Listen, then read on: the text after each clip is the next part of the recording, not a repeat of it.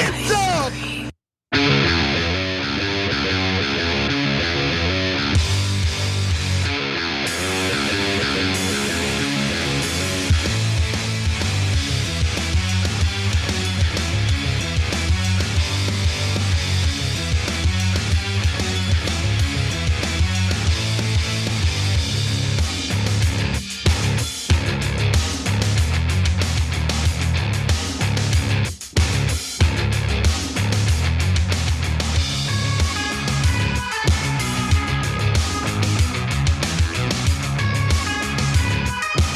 All right, welcome to the Young Turks on a special Wednesday episode here. Look at this, everything's a little bit different.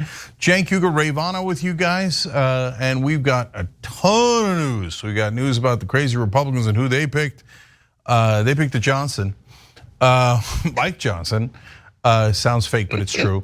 He does believe in a lot of fake things, so don't worry about that. That's covered. And then Donald Trump gets in more legal trouble. He just cannot stop. All right, that and a lot more to come. So Ray, take it away. Yep, so as you mentioned, the Republicans have finally picked somebody. Let's find out who. I'm covering life and death issues, serious tragedies, serious momentous occurrences here in Israel and of course in Gaza. And of course, we have to interrupt this for one moment to cover the complete and utter clown car that is the House Republican speaker's race back in Washington, D.C. Well, good news, Jake. All of the clowns have finally exited the car and we can stop talking about it because this morning the House Republicans decidedly voted Representative Mike Johnson. Yes, that is his real name, not a fake name he gave to trick a substitute teacher into saying Mike Johnson. They decided that he will be the new Speaker of the House following weeks of chaos. Take a look. As we were listening to the President of the United States, the House of Representatives made it official. There is a new Speaker of the House of Representatives, Representative Mike Johnson of Louisiana, 51 years old. He will become the next Speaker of the House. The Republicans finally, after all these weeks, managed to get their act together and do this. None of the Republicans who earlier opposed a Republican nominee for Speaker, none voted against Mike Johnson this time. He will become the next Speaker of the House. All right, let's get into some details about this absolute circus that the Republicans have been somewhat entertaining us with over the past few weeks. So officially last night, Representative Mike Johnson became the fourth and as we now know, final Republican nominee for House Speaker and a late night secret ballot after nominee House Majority Whip Tom Emmer dropped out. Now this was a result of holdouts from Trump allies and backlash from Donald Trump himself. So a large fraction of the House conference took issue with Emmer because he was one of the two GOP speaker candidates who voted to certify the results of the election. Yes, it disqualifies you to be the Speaker of the House within the Republican Party if you didn't try to destroy democracy in our country as we know it. Also because he rebuked the January 6th Capitol riots. So if you didn't support that, again, something that disqualifies you in the eyes of Republicans. And he's also been vocal about his criticism of Donald Trump, which we all know is a no-go within the Republican Party as well. Probably the worst offense you could ever commit as a Republican. Now, back to Mike Johnson. If you are not if you don't have a degenerate relationship with C-SPAN like I do, or if you don't cover politics for a living, he's someone who might have flown under your radar. But Brett Ehrlich pointed this out today on Twitter, so I want to talk about this for a second. He said if you watch the press conferences being led by the Matt Gaetzes, by Marjorie Taylor Greene, by the Lauren Boeberts, Mike Johnson is always in the background with a sly smirk. If you go back and watch all of their press conferences, he's always there, and that's because they share a political ideology. Now, newly elected Speaker Mike Johnson, and every time I say his name, I want to laugh a little bit, is one of the staunchest religious conservatives in the House of Representatives. Now, his views align more with Trump and other MAGA Republicans politically and religiously. And let's get into some reporting from the New York Times on Mr. Johnson. An evangelical Christian, he has voted for a national abortion ban and co-sponsored a 20-week abortion ban, earning him an A+ rating from the anti-abortion group Susan B. Anthony Pro-Life America. Continues on, last year, Mr. Johnson introduced a bill that prohibited the use of federal funds for providing sex education to children under 10 that included any LGBTQ topics, a proposal that critics called a national version of Florida's Don't Say Gay law. Mr. Johnson called the legislation common sense. Now, his version of common sense is equating the existence of gay and trans people with hardcore pornography. That is something that he actually believes and has tried to legislate, just to completely erase the existence of gay people in any form from education. As I mentioned, literally equating it with hardcore pornography, a book where a character has, 2 gay parents, the same as pornography in the eyes of Mr. Mike Johnson. Now, he's also opposed legislation to mandate federal recognition for same-sex marriages, a bill that passed with strong bipartisan support in both the House and the Senate. Now, he's also opposed to sending aid to Ukraine. And of course, he wants to end Social Security and Medicare. Take a look. I think you and I would agree that individual freedom and limited government are, opposite sides of the same coin. Right. It's difficult as somebody dedicated to principles of limited government to see the ballooning out of the deficit and a complete abandonment of entitlement reform. Your thoughts? We'll start with Mike and we'll go to Mark. We have to get back to it as a number one priority. The CBO says that entitlement spending, which they define as Medicare, Medicaid, Social Security, interest on the debt, right? Those 4 obligations, we eclipse GDP in a dozen years or something. I mean, this can no longer be kicked down the road. You can't wait 8 years to address this. It has to happen yesterday. So we have to have our hand at the wheel and do this. We are completely derelict in our duty. We're rearranging furniture on the Titanic if we don't get this problem under control.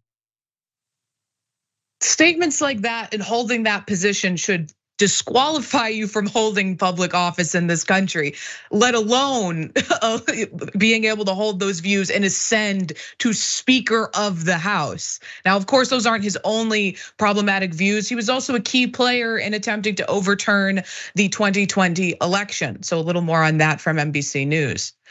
Johnson, who currently serves as the GOP caucus vice chair and is an ally of Trump, led the amicus brief signed by more than 100 House Republicans in support of a Texas lawsuit seeking to invalidate the 2020 election results in 4 swing states won by Biden: Georgia, Michigan, Pennsylvania, and Wisconsin. The lawsuit filed by Texas Attorney General Ken Paxton, a Republican, one of the most corrupt attorney generals in this country, called on the Supreme Court to delay the electoral vote in the 4 states in order for investigations on voting issues to continue amid Trump's refusal to concede his loss. Now, it alleged the 4 states changed their voting rules without their legislators' express approval before the 2020 election, and Johnson acted as a messenger for Trump, sending an email to his GOP colleagues to file an amicus brief. So a little more from that same report. The lawsuit swiftly drew backlash from battleground state attorneys general, who decried it as a publicity stunt full of false and irresponsible allegations. Legal experts also pointed to a series of hurdles the lawsuit had faced, saying that Texas lacked the authority to claim that officials in other states failed to follow the rules set by their legislators. Now, despite his views, Johnson didn't really have much to offer as the nominee, and that's exactly why they picked him. The criteria for becoming speaker, it was multiple issues, and one was experience. Another was raising money for your colleagues so that they felt that they could give something back in return, namely a vote for speaker.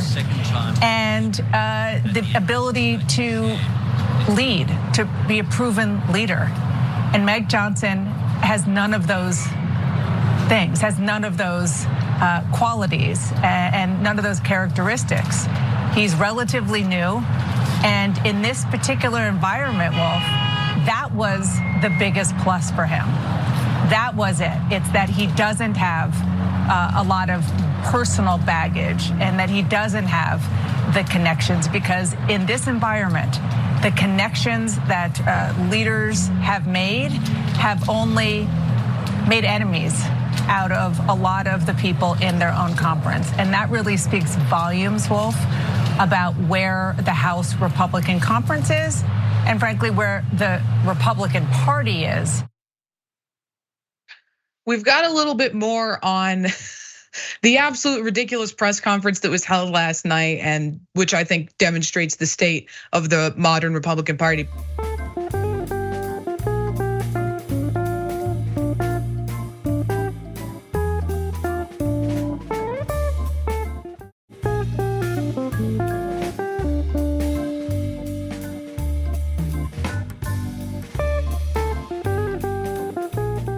Cenk, I want to get your thoughts on Mike Johnson, real name. So I think that that's exactly right. This gives you an excellent sense of where the modern Republican Party is, which is off a cliff. And so the press is beginning to get it, but I think that there's a huge portion of the country who doesn't understand that these guys are backwards, undemocratic, un-American, and just mentally unbalanced. Okay, so let me give you more on Mike Johnson and what kind of a radical he is. He has said that homosexuality is inherently unnatural, that it is a dangerous lifestyle, and that it could topple, quote, the entire democratic system. I don't know if he knows this, but there's been homosexuality in this country from the very first day that it was formed, yet here we stand. No, Mike, it's not gay folks who are going to topple the democratic system. It's you. You literally tried to topple the democratic system in 2020.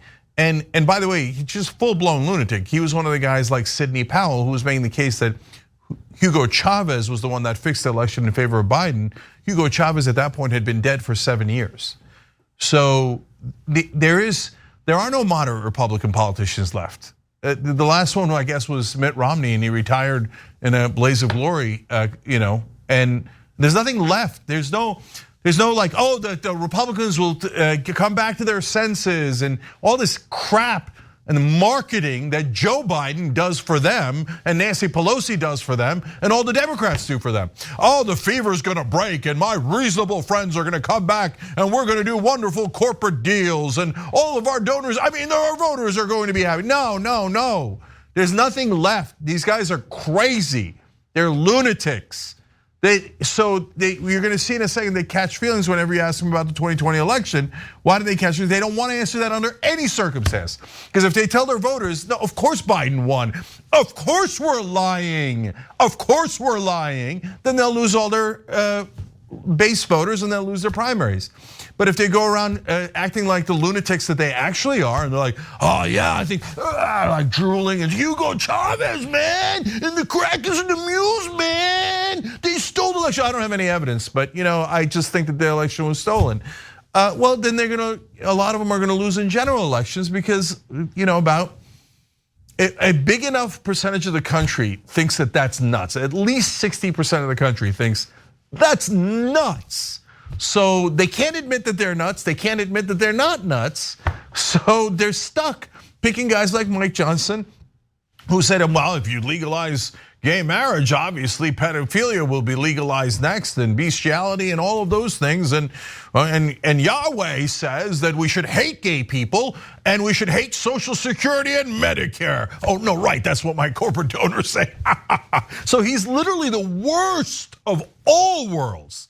He's the worst of the corporate Republicans in that he wants to take away your Social Security and Medicare. He's the worst of the MAGA world in that he led the charge. He's the one that helped to file the suit with that insane fake elector scheme. He's a traitor to this country.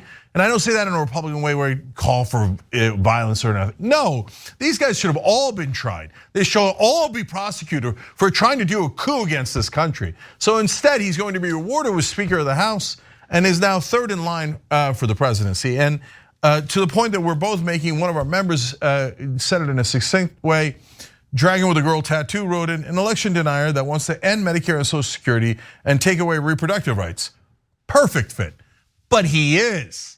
So don't be like, oh my God, I can't believe the Republicans, what a fluke of luck. They picked the most radical guy in every direction. No, he's perfectly representative of how deeply radical and insane the current Republican Party is.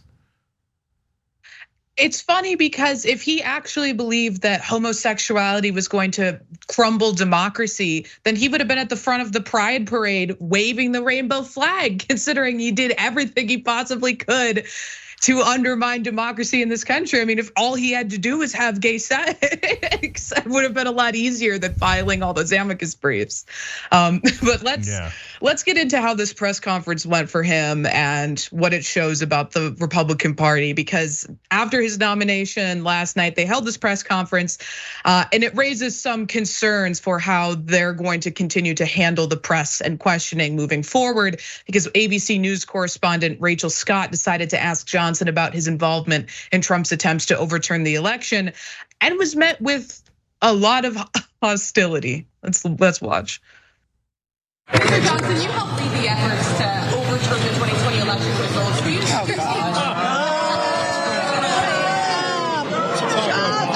Next question. Republicans booed and Johnson tried to move on. The House has been at a standstill for 3 weeks without a speaker. As war rages in the Middle East, the president asking Congress to provide $100 billion in aid to Israel and Ukraine. I tried asking Johnson, who would be second in line to the presidency, about that too.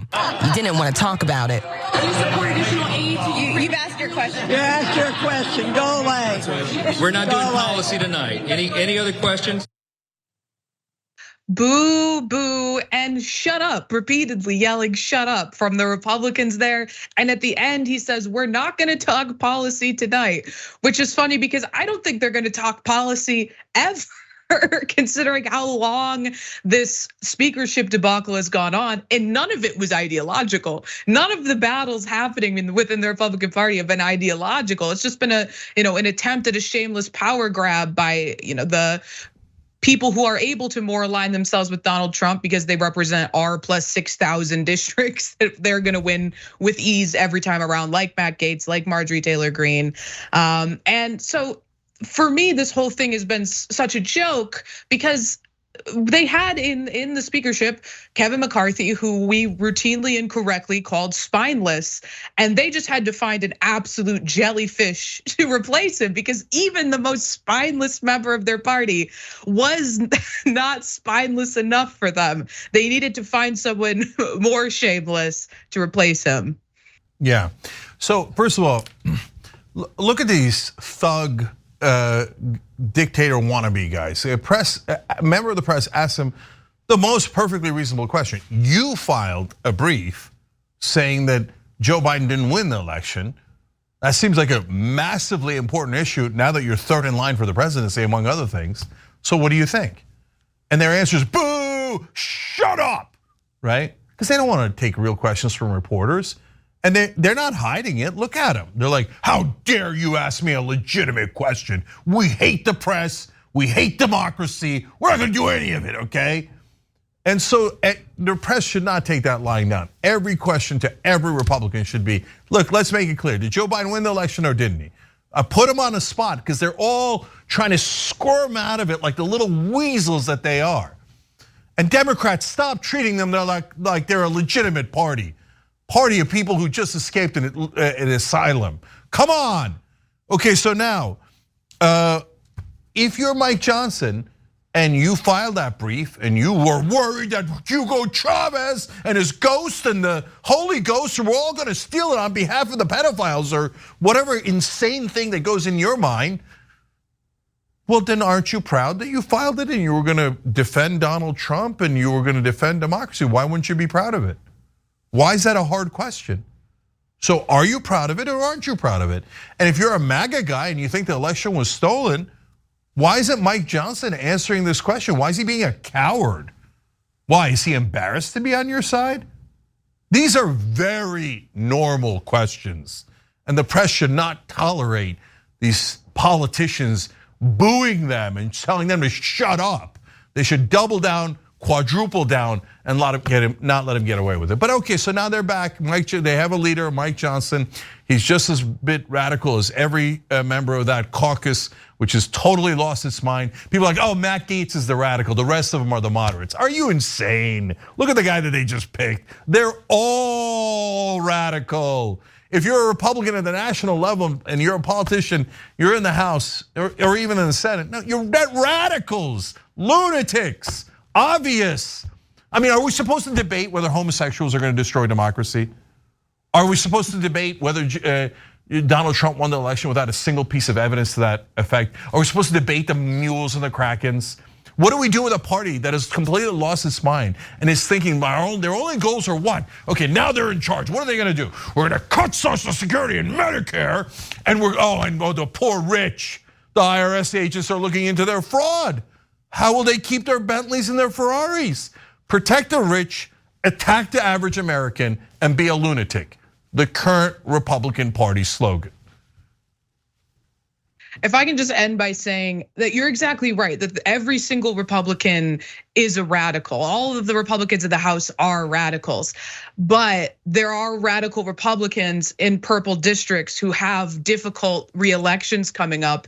And by allowing the circus to continue on as long as it did, by giving Matt Gaetz the amount of power, him and just 7 other members of Congress who have safe seats, who don't have to worry about their re-election campaigns, by giving them a lot of power, and then by putting as the most visible Republican in the House, by giving Mike Johnson the speakership, they have absolutely screwed themselves when it comes to those Republicans running in those purple districts. So I think it'll be really interesting to watch how those races play out. Yep. All right, we're gonna take a quick break here. When we come back, we got a lot more news for you guys. Donald Trump gets fined again. That is going to be a common occurrence because he cannot shut his dumb mouth. We'll be back. Ice cream.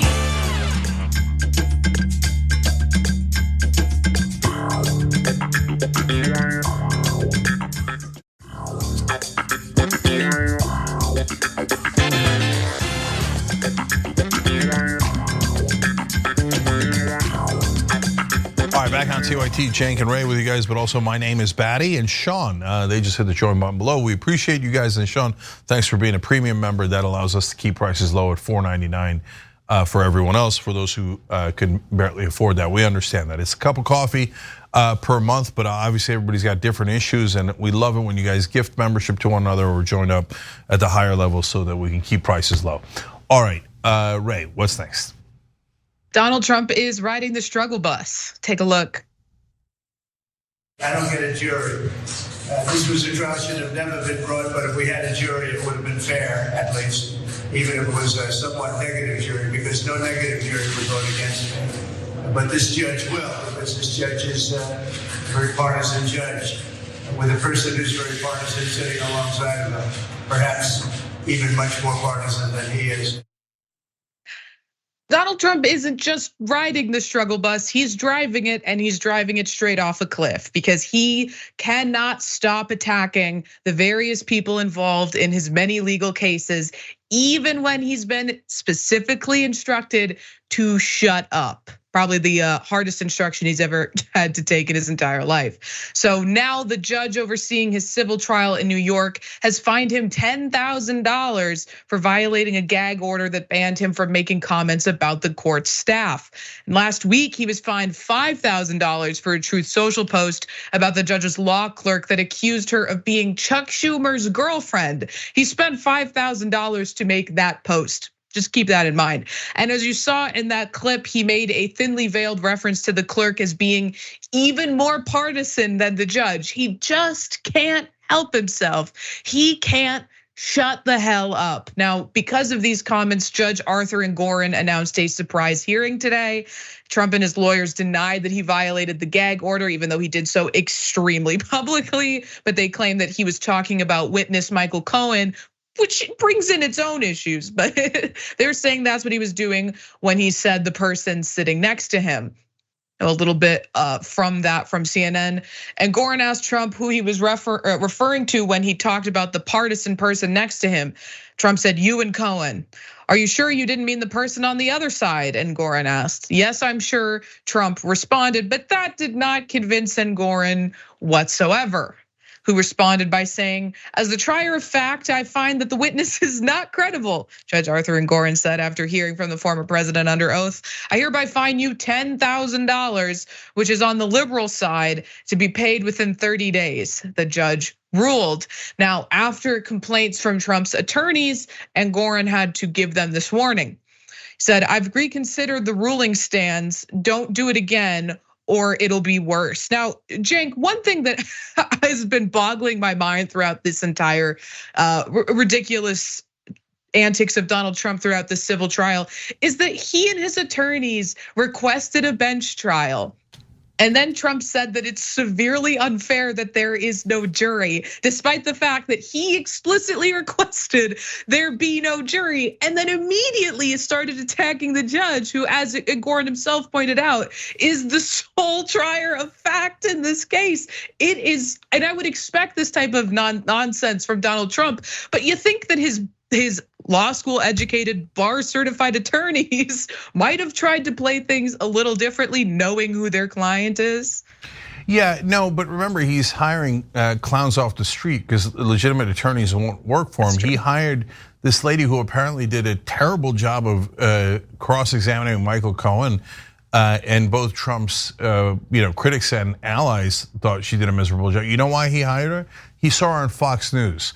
And I'll finish the thought, okay? Let's keep it real. He mainly hired her, one, because she was willing to do it, and two, because she was attractive. That's how this idiot makes decisions. So I don't know if it was him or his lawyers who forgot to check the box to ask for a jury trial. Like the very bare minimum. You can't get any easier than that. As legal counsel, it's just checking a box. Like, you don't have to be a lawyer to do it. Anybody can do it. It's not legalese. Would you like a jury? Yes or no, right? And okay, this fool hires a bunch of foolish lawyers. They don't do the bare minimum. But okay, fine, you screwed it up and you didn't ask for a jury trial. At least have the decency to not come out and be like, "Oh, it's so unfair, I don't get a jury." Come on, man. I know, it works with 40% of the country because they're never gonna hear the truth.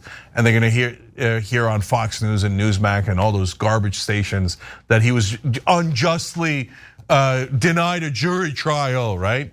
But for the rest of us, I mean, everything he says further confirms what a lunatic he is. How about you ask for a jury trial, moron? Okay, and if you didn't ask for one, shut up, shutting up. And please, are there reporters, are there Democrats in the world?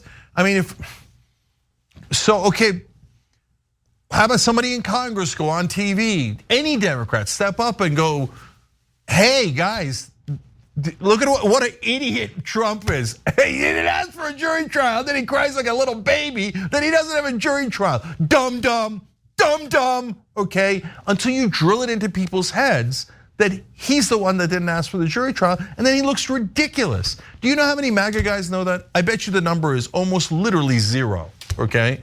Because Fox News isn't gonna tell him that, and when the Democrats don't make a big deal out of it, nobody ever hears it except our side, which is useless.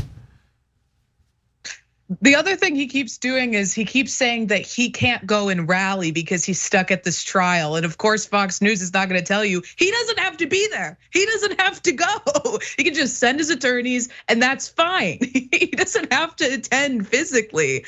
But they keep parroting this idea that it's interfering with democracy because he has to take time out of his campaigning schedule to go to New York for the civil trial. Again, doesn't have to be there, but they're not gonna learn that by listening to the right-wing news that they listen to. No one on Newsmax is gonna tell them that. Yeah, right, that's also true. And then of course he said after one of the hearings, "I can't, this is interfering with democracy. I gotta be on the campaign trail. And tomorrow, don't forget, I'm on my golf course." And then he promotes his golf course. So wait, is it a matter of democracy or is it a matter of golf? Okay. This guy doesn't give a damn about democracy. He's the one that's trying to undermine democracy. But look, this guy's a thug who is trying to intimidate every single witness and the people that work in the court system. He said about Michael Cohen, who's testifying against him, that it's, quote, not going to end up very good for him. Not gonna end up very good for him. I mean, how much more of a direct threat could it be? That sounds like exactly what a mob boss would say. "Yeah, I suppose Michael could testify, but it's not gonna end up good for him, if you know what I mean." Yeah, I know what you mean, and that's intimidating a witness. The guy's totally out of control, doesn't believe the law applies to him. And for God's sake, I hope to God one of these judges and these juries make him aware of the American justice system, that no one is above the law, and it most definitely applies to him. Yeah, and just a little more on the Michael Cohen side of things. Let's just go to this first video about what Trump said after Cohen testified. How do you feel to see Michael Cohen here? Well, you haven't seen him in 10 years, and you know his record. His record is a horrible one. All you have to do is ask the Southern District of New York. He's got a horrible record, but they just started with it. You'll see how it ends up. What about his testimony? It's not going to end up very good. What about his testimony? We're not worried at all about his testimony. He also repeatedly called him a disgrace and a felon, which is ironic if you consider why Michael Cohen had to go to jail in the first place, who he was doing the bidding of that caused him to go to jail. But I think it's really interesting that he's more hesitant to call out former Chief of Staff Mark Meadows, who I feel that he believes holds a little power over him, because he was asked about the immunity deal that Meadows has allegedly taken, from Special Counsel Jack Smith, and Trump just said he doesn't believe it. Well, Joe, I don't believe that, because I've spoken to Mark Meadows many times over the years, and he strongly believed the election was rigged. Now, of course, deranged Jack Smith and the prosecutors, they go after somebody for years, and they say, look, here's the story, we'll give you nothing, we'll erect a statue to you, or you're gonna go to jail for 10 years for having done nothing wrong. So, a lot of people have to make that decision. Some people would never make that decision, other people would. But Mark Meadows always felt it was rigged, his whole thing was rigged. It was rigged and it was stolen. And because it was rigged and stolen, our country's gone to hell. Then he doubled down on that point on Truth Social when he posted this. It says, I don't think Mark Meadows would lie about the rigged and stolen, spelled with 2 L's, 2020 presidential election merely for getting immunity against prosecution, in quotes, parentheses, persecution by deranged prosecutor Jack Smith. But I think what we might be seeing here, Cenk, is, of course, Trump has always gone after those that he feels are attacking him. But I think that he's genuinely scared, because he knows that these people do hold some power over him, and that if they all flip on him, that things are gonna be awful for him personally. And some of these people might be able to avoid the jail time that they've been facing down or lessen their sentences. And that's appealing to them, as Donald Trump is not necessarily someone who would have their back and has very publicly attacked a lot of these people. So I think that by attacking Michael Cohen, he's trying to just blatantly disregard the gag orders that have been placed on him. But he's also, trying to show these other witnesses, this is what's gonna happen to you if you turn on me. Things are gonna get ugly. So he's buttering up Mark Meadows while also trying to scare those witnesses in those other trials. Sometimes I don't get Donald Trump. What's the play when Mark Meadows has already testified in front of a grand jury? It's over, brother. He flipped on you. He can't take the grand jury testimony back. So he's like, I don't believe it. Okay, you're gonna believe it when he comes to the court and testifies against you. He already took a plea deal. What's there not to believe? He's so weird. I think he's just a child who's in denial. Like, no, I like Mark. Mark wouldn't turn on me. And then later, here's a guarantee, write it down in stone. When he finds out, when you do an immunity deal, you already gave the evidence to the prosecutors. You already testified in front of a grand jury. Then he's gonna turn around and be like, Mark Meadows, deranged radical. I hate him. He's nuts. I'm totally mentally stable genius. But Mark Meadows, very bad guy. We don't like him anymore. And then of course his supporters are like, oh yeah, that's so manly. Is it? Because he seems like a little baby 24/7. I wonder if he's gonna use his supporters' donations to pay that $10,000 fine. Almost certainly, right? Almost certainly. Yeah, richest man in the world. Yeah, he's not paying. That's a great point. He's not paying the fines. He thinks his supporters are suckers and losers, and he makes them pay for everything. All right, we got to take a break. When we come back, the war machine revs up. But what's behind the scenes is very, very interesting. So we'll be right back.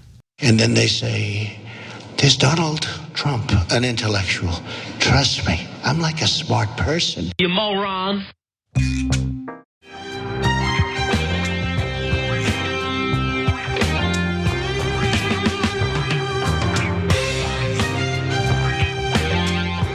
All right, back on TYT, Cenk and Ray with you guys, but also AKA the Cat Lady. That's a fun handle, and she just signed up. We appreciate you. Kelly K gifted a Young Turks membership. Appreciate you. And then Nicole upgraded to premium. We appreciate you, Nicole. That's awesome.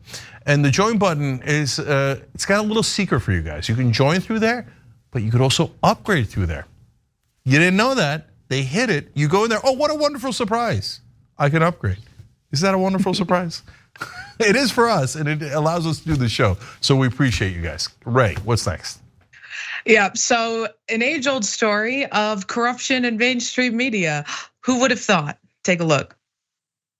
Joining me now is Jeremy Bash. He's former chief of staff at the CIA and the Department of Defense and an NBC News national security analyst. Jeremy, good to have you with us. Israel's military objectives, Kate, I think it's important to note, is to try to isolate Gaza City and not to bulldoze the entirety of the Gaza civilian areas.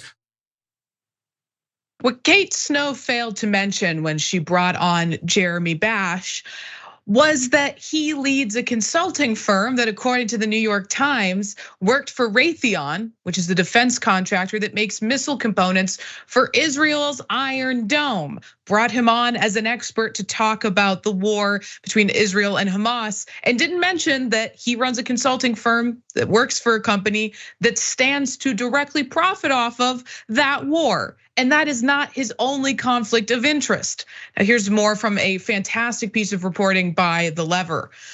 Bash has close ties to the American Israel Public Affairs Committee, AIPAC, the powerful pro-Israel lobbying group. He was previously a staffer for the group and emceed portions of its annual policy conference in 2019. So this isn't some tangential relationship. This is a direct relationship. He works for AIPAC.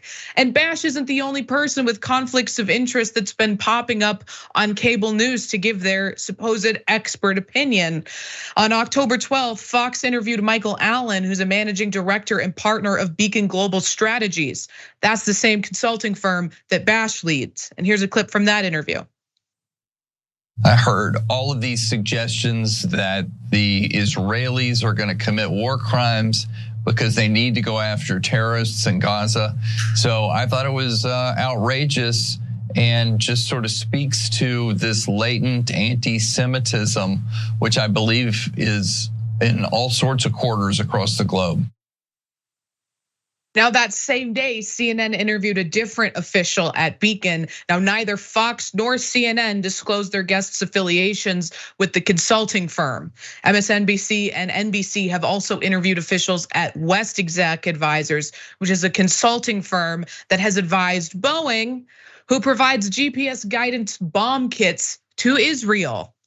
Now, according to the American Prospect, West Exec has also represented Windward, which is an Israeli AI company that creates surveillance software to track ships in real time. And in one interview, John Brennan, who is a principal at West Exec, spoke to none other than Jen Psaki, who previously worked as a senior advisor at West Exec. Here's a clip of Brennan reacting to Biden's trip to Israel, which was just announced at the time of this interview. Well, I think first of all, it reflects the depth of President Biden's support for Israel and his support for Israel to be able to defend itself against these horrific terrorist attacks.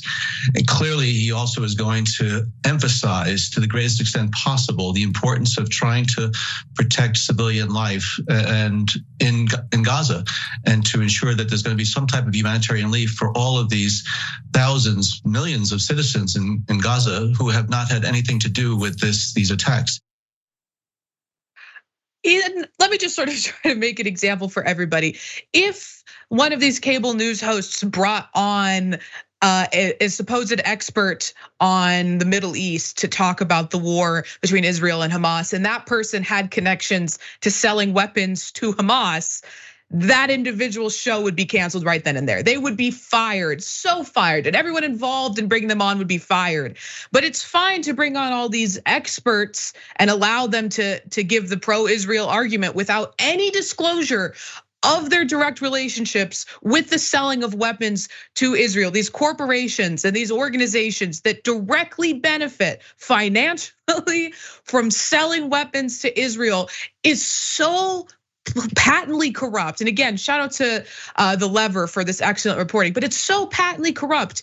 And it seems like no one cares. And I'm sure that they're gonna do it more throughout the coming weeks. And as this war continues, they're gonna continue to bring these people on as experts and allow them to deliver this argument that is again going to benefit these organizations, these corporations that they have direct connections to. It's infuriating to watch, and it's so frustrating to know that it's gonna continue to happen.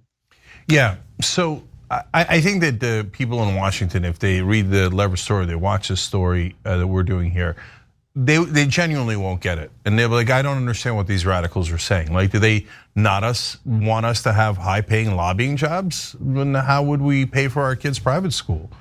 Do they want us to identify every time somebody's a defense contractor on air? That we spend half the time explaining all the different connections that different people we bring on, we call strategists, are actually all lobbyists for defense contractors or pharmaceutical companies. What do you want us to do? Expose the whole game to the actual viewers? Yeah, that's exactly what we want. Yeah, and there's no way they're gonna do it. And so it's fundamentally dishonest. Let's take the most benign example, right? So look, of course, as Ray said, you would never have a Hamas spokesperson and not say that on air, let alone the fact that you'd instantly be fired, but you should be, right? Now, I don't think you should be fired for having a person from AIPAC on. Those are not the same things. AIPAC is deeply problematic in America. I don't agree with their policies, and they fund campaigns against progressives in particular. But obviously they're not a terrorist group, but they are lobbyists. They're very powerful and influential lobbyists. It is fundamentally deceptive to not explain that they're lobbyists, even if it's not the same thing. It's certainly relevant, but that's also, I said that's the relatively benign part of it, right? The real problem of it is the money, right? So why are they talking about an axis of evil now? And by the way, they're not even coordinating their talking points anymore. They're like, it doesn't matter. Nobody's guarding the hen house. Just go on and just vomit out war propaganda. No one on TV will challenge you. It's okay. Just let's start another war, just like we did in Iraq. So that's why Mitch McConnell says, we got an axis of evil. China, Russia, North Korea, Iran. Not really an axis, and you just made up a bunch of countries. But then Netanyahu doesn't even bother to coordinate. He says the same axis of evil because it's a talking point, but he says Hamas, Hezbollah, and Iran. So who are we attacking? I'll tell you who they're trying to attack. There's one country there that is in common with McConnell and Netanyahu's axis of evil, Iran. Why are they targeting Iran? So now a lot of people might think, well, I mean, there's a lot of Jewish Americans, they care deeply about Israel, and they're worried that Iran's gonna attack them. Iran has shown zero indication of attacking Israel. You could say, hey, they act through their proxies, Hezbollah and Hamas, and that's fair, and that's an interesting conversation to have about how do you put pressure on them to get them to stop doing that. But the idea that Iran itself is going to attack Israel, there's no way Iran would do that because they'd get obliterated, and they know that. Not only would Israel counterattack, but America would. There's no indication of that, and the American government says there's no indication of that. In fact, the American government says there's no indication they helped Hamas with the attack on Israel this time around. No indication, right? So why are they picking on Iran? Because it's not about American Jews that are concerned about Israel. That's not the Iran issue. Evangelicals care about Israel and put a lot more pressure on American politicians than Jewish Americans. The Jewish Americans are generally democratic, very progressive, generally in favor of the two-state solution. Evangelicals are not in favor of that. The crazy evangelical Christians in this country are like, no, we need there to be as much conflict as possible so that everybody kills each other, and then Armageddon happens and there's a giant bloodbath where almost everyone on the planet dies. Yes, and then Lord Jesus comes back. Okay, all right, that's the insanity that they believe in, and that influences our politicians, and that's a huge factor in terms of their base, but that's not the largest factor either. The largest factor is the money, Lebowski. So defense contractors want a war with Iran because they're not a nuclear country, and we know it because we were in a peace deal with them and took all the uranium out of their country. And we have intelligence showing that they have not developed nuclear capabilities. So if you start a war with Russia or China, it might cause World War III and end us all. And defense contractors are like, I want to make money, but my family lives in LA or New York or DC. I don't want them to die. So let's not go pick on Russia or China. We could do proxy wars and stuff, still make a lot of cash through Ukraine. But Iran, that's a perfect target. 4 times as large as Iraq, they make 4 times as much profit. And it'll spread to Lebanon and Syria and Israel and Palestine. And oh my God, millions of people will die. We'll make so much money. So they send all their lobbyists all over cable news, and cable news never tells you that the actual hidden agenda here is to make billions and maybe trillions of dollars for defense contractors, and by the way, also oil companies, because instability in the Middle East causes oil prices to spike. And it's an absolute epic disaster for the rest of us. Our kids are gonna go die there, let alone the hundreds of thousands of civilians on all sides that are gonna die there. Oil prices are gonna spike, gas prices, inflation.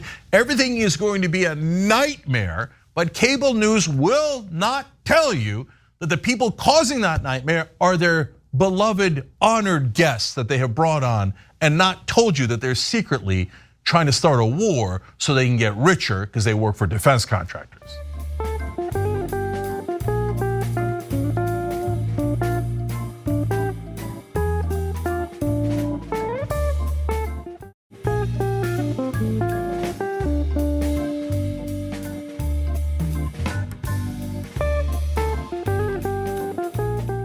So that is horrendous deception in service of war. But I think we should talk about deception in service of seemingly nothing. This next story. Everyone's favorite agent of chaos, Representative George Santos, who, by the way, I think should be the president of the United States. It's a conversation for a different day, is at it again, doing the one thing he does best, lying for seemingly no reason. Quick reminder, George Santos was recently indicted by the DOJ on 23 charges, including falsifying records submitted to the FEC, wire fraud, aggravated identity theft, money laundering, amongst many other things. Now with that in context, let's look at this tweet he posted yesterday. Picture of yourself that says, they're not after me, they're after you. I'm just in the way, in true Trumpian fashion. And it's so excellent because George Santos, I never did wire fraud. I never did aggravated identity theft. They're not after me. I am 100% certain I haven't falsified records to the FEC. They're not coming for me. You're not in the way, you're just the way. They're headed directly to you in the way of 23 indictments. Now, I also want to remind everybody that George Santos is facing a potential expulsion, being led by members of his own party because of the indictments against him, and he represents a very vulnerable district. So on the political side of things, the delegation of Republicans from New York is worried that they're gonna lose this seat because of his antics. Now, on to the good part, George Santos's antics themselves. Because his most recent lie is potentially his most absurd. But a couple of the favorites, he lied for some reason that his grandparents were Holocaust survivors. He said his mom died in 9/11. She died in 2018. He lied about his education and pretty much all of his background. But his newest lie is that his niece was kidnapped by Chinese communists. Come on. No, I'm not making this up. He certainly is. Okay, Vanity Fair reported on this. Let's get into some of that. Santos, speaking to the New York Times, claimed he had a story that nobody talks about. I'm sorry, pause. No one's talking about it because it's not true, because it never happened. How could they be talking about it? It's made up. But okay, I'm sorry, I'll continue. That his niece was kidnapped, likely in retaliation for his public comments about the Chinese Communist Party. He said, "You think it was China?" Reporter Grace Ashford, trying to nail him down, asked, "Look, I don't want to go into like conspiracy theory," he said, "but if the shoe fits, right?" Now, after Santos made that egregious claim, Grace Ashford did what any good journalist would do, and she looked into it. So she contacted 3 high-ranking law enforcement officials who told her this: the matter had been looked into and that there was no evidence of any kidnapping, period, or really any connection to the Chinese Communist Party. Quote, "We found nothing at all to suggest it's true," the official told Ashford. I'd lead into, he made it up. That's coming from the high-ranking law enforcement official. But I just can't figure out why. Why did he make it up? And that is why I love George Santos. He is the chaotic lying gay, and I love that for him. And honestly, Slay Queen, you continue to spread those lies in service of nothing. Inexplicable. I can't even fathom what the motivation is, other than no one was paying attention to him for 2 seconds, so he had to say something crazy. I don't know, Cenk, do you have any theories? Yeah, I do. That one actually, like, even though it sounds super funny, my niece was kidnapped by Chinese communists. I mean, after you already have a history of like outrageous lies, brother, you don't think we're gonna figure out if your niece was kidnapped or not? And we find her entirely unkidnapped, then what happens? You didn't think that one through? And so, since it's like so over the top, it kind of like, this is where the story in my mind took a turn. No, this dude's mentally unbalanced. Like this is not a guy who is attached to reality. Because if you're just a normal liar and you're doing it for your own benefit, yeah, maybe you do, and you have no shame at all, and you have no morality, no consciousness, no conscience. And maybe you do some of the things he did in the past, ripping off veterans for your own benefit, saying that you're going to make sure that you take care of other people's pets, and then you don't, and they die, or whatever. All the crazy stuff he did. But okay. That just means he's deeply immoral, and he'll do anything for his own benefit, and he thought he wasn't gonna get caught on those lines. But this one, of course he's gonna get caught, and of course it's like literally insane. And then that made me think, oh, I get it. He's literally insane. He's mentally unbalanced. And some people just are, and they're detached from reality. And that's this brother right here. And so I don't think the issue is George Santos. I think the issue is the Republican Party. They keep following literal lunatics like Sidney Powell, totally lost their mind, right? They follow Roseanne Barr, Ted Nugent, Glenn Beck, and of course the top psycho, Donald Trump. They say outrageous things, not just lies, not just things that are immoral and terrible, but they'll say things that can't possibly make sense.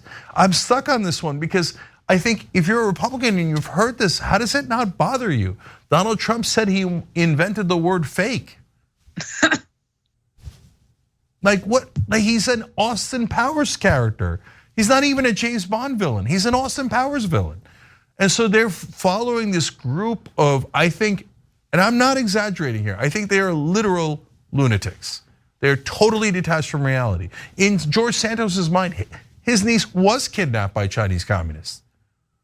And he's like, oh my God, is she in Shanghai or Sing Sang? He's trying to figure it out now. He's got a room probably in his house, and he's got like some things up on a board, and he's trying to figure out, could it be Beijing or do they mean Hong Kong? I wonder where they kidnapped my niece. Because cuckoo for Cocoa Puffs. So, and then that excuse, Ray, I mean, you nailed it with, they're not coming for me, they're coming for you. Really, why? Did you rip off veterans? Was your niece kidnapped by the Chinese communists? Why would they come for you in that way? But it works really well. The minute Trump says that, everybody's like, oh, take my money. I'm making $15,000 a year. Just take my money and spend it in your defense because you're so innocent. And so that's why they do stuff like this.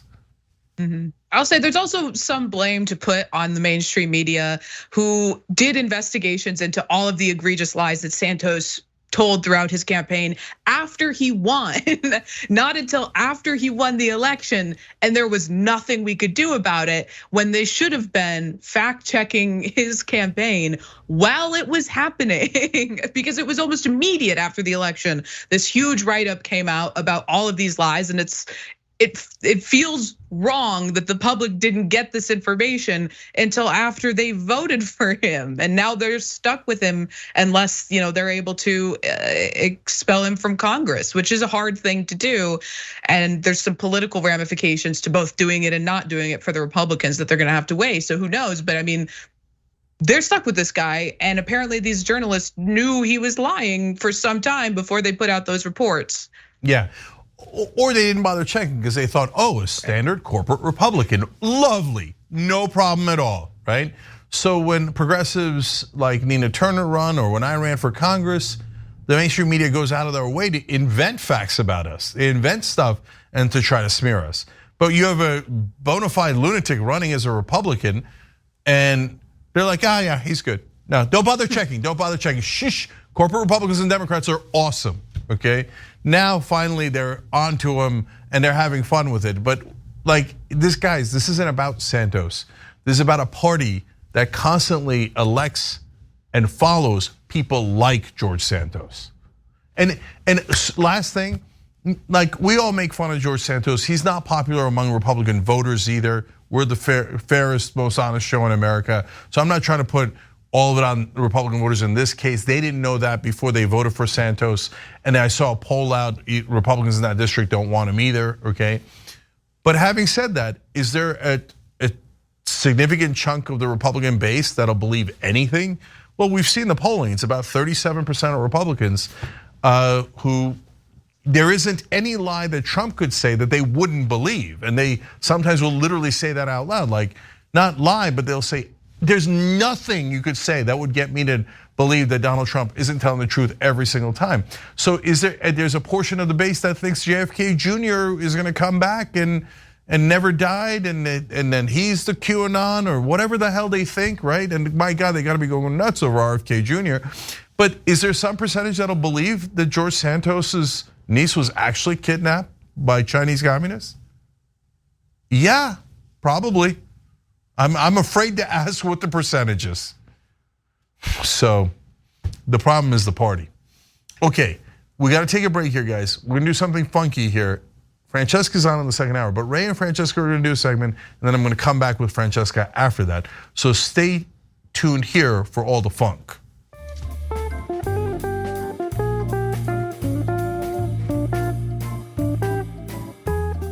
Thanks for listening to the full episode of The Young Turks. Support our work, listen ad-free, access members-only bonus content, and more by subscribing to Apple Podcasts at apple.co/TYT. I'm your host, Cenk Uygur, and I'll see you soon.